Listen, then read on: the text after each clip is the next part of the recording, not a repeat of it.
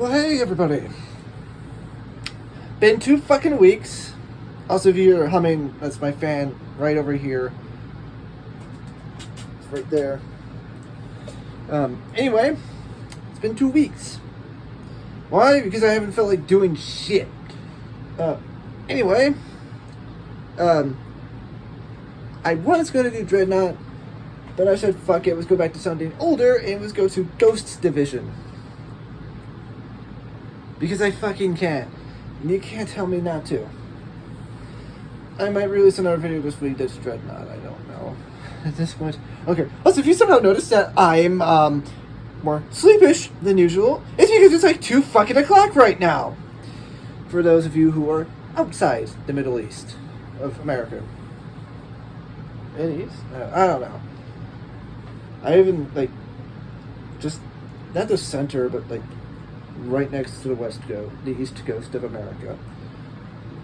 I'm the state right next, I'm the sector right next to that one. I live in EST time. Yeah, it's like 2 fucking o'clock, so if you somehow managed to notice that I'm a little bit more tired, that's why. Also, the camera angle might contribute to it more, but mainly, probably because it's 2 fucking o'clock. So, without further ado, let's get into it. Because, really, I shouldn't even be awake at the moment.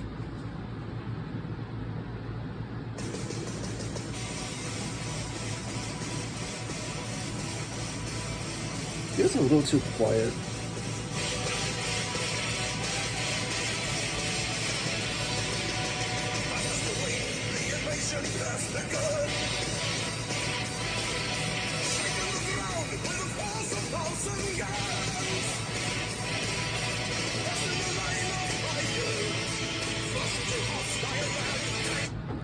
Okay, so it said fast as the wind, the invasion has begun. The whole point of blitzkrieg was to move quick as fuck and encircle your enemies. It's precisely what happened in Poland, precisely what happened in Norway and Denmark, kind of. Even though those fights didn't last all that long. But France was the big one. Most of it, pretty much its entire army and the entire British BEF. Yeah, the entire BEF was encircled. If which Hearts of Iron 4 players call Dunkirk. Because of this movement, they were pretty much surrounded at Dunkirk. Now you can go to more on that and that stuff, but essentially the gist of it was they're trapped there, and for whatever reason, Adolphus said, nah, guys. I was eventually stop the offense. And so they did. They stopped it. And basically, the British got away. The French were pretty much completely destroyed. But the British got away, but it did come at a cost of basically every piece of equipment they had. And you might hear the story of like how, Adolphus Hitler let the British get away. No, he was just stupid. And Goering was a fat bitch, and he didn't know what he was doing either. And it says, first in the line of fire. So, when the Nazis invaded the lowlands in France, there's this thing known as the Maginot Line. And they didn't want to go through that, because, for obvious reasons. It was like, heavily fucking fortified. So they went around it. And so they actually built a little bit more of it, and that's what Rommel encountered. And they said, and the leader of the Western Army Group, specifically the guy Rommel was on, I don't remember his name, might have been Runstedt, I don't fucking know. Well, I don't remember. I knew at one point, I don't remember now. But he said, do probing attacks and such and such.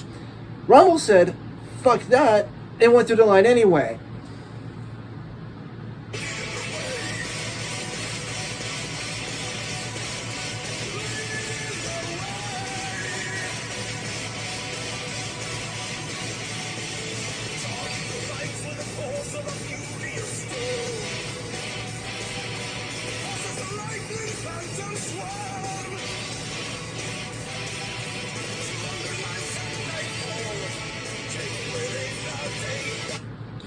Okay.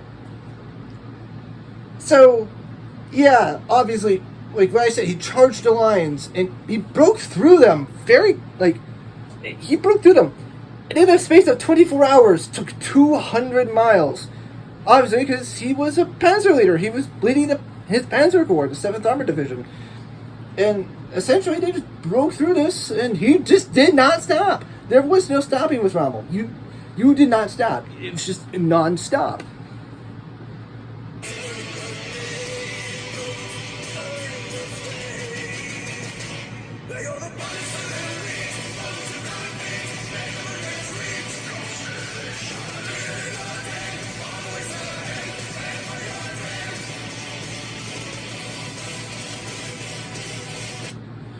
Okay. Panzer Elite, they pretty much were, as they broke through something that they really shouldn't have been able to. Anyway, Ghost Division, as such the name of the song, refers to the fact that the French Republic didn't know where Rommel was. The Oberkommando der Wehrmacht also didn't know where Rommel was.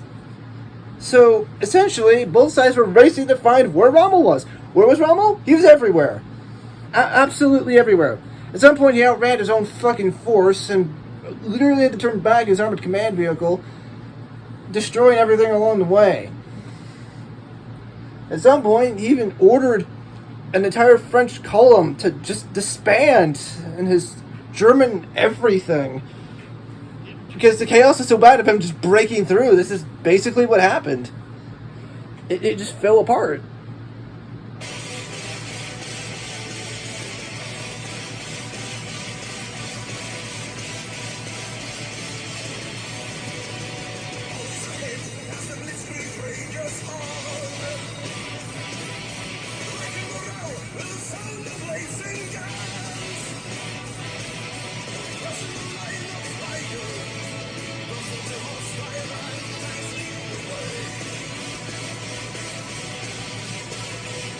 So I said, breaking morale with the fourth, that. I'm tired. It's almost 3 o'clock at this point. But anyway, he broke morale as you could hear his distant gunfire, as there was no real other fighting going on in the area. And again, by the next day, he was already 200 miles inside of France, which is what really led to the encirclement that happened around Dunkirk. Is this thing kind of led to that. And yeah, he was everywhere, and you couldn't reach him because you never knew where he was. The French didn't know where he was. The German high command didn't know where he was. He himself probably also didn't know where he was. He just kept advancing. He says, like I said, the blitzkrieg always carries on. He just didn't stop. He didn't stop until he reached the fucking coast. Eventually, he stopped a couple of ways along then, because he somehow managed to outrun his entire division with his tanks. Somehow he managed to outrun them all. Not sure how, but he did.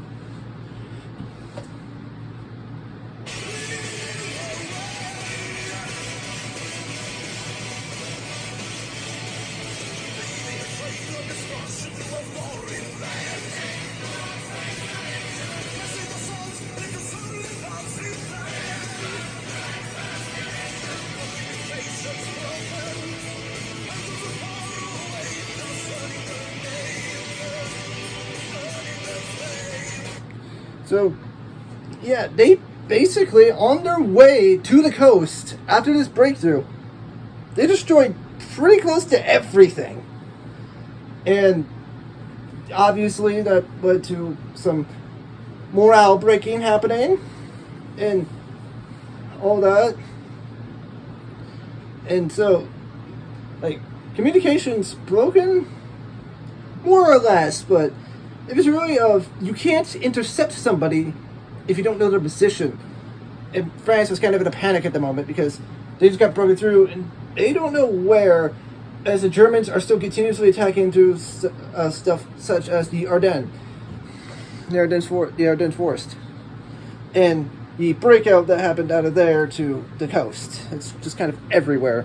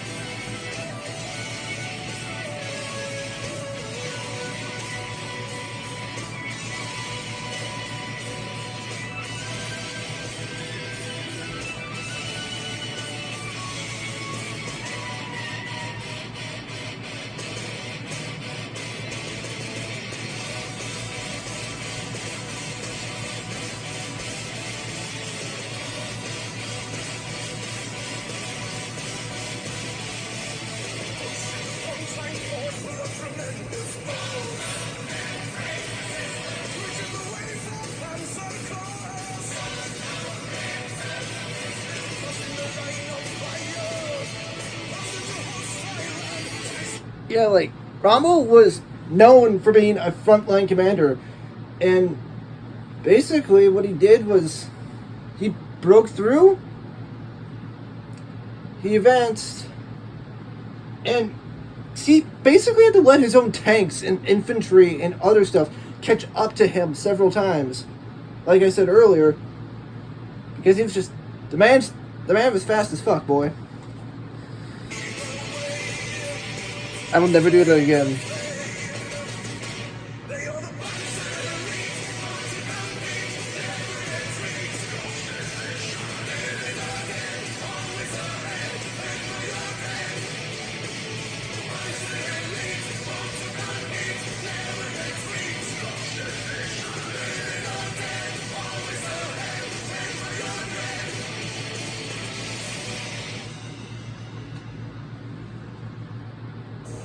Who do you think?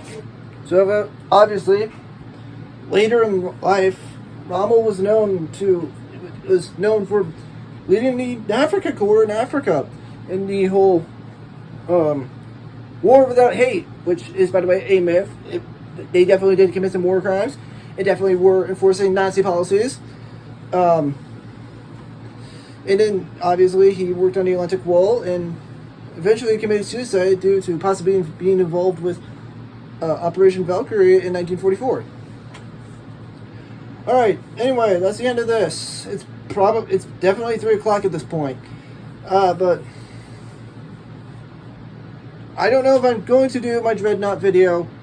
I might. Tomorrow or later today. I don't know. You can keep an eye out for it if you want. No, most of you probably aren't even going to see this. Then again, my demographics are kind of weird, so maybe you will, maybe you won't. Alright, anyway, that's the end of me here with Ghost Division.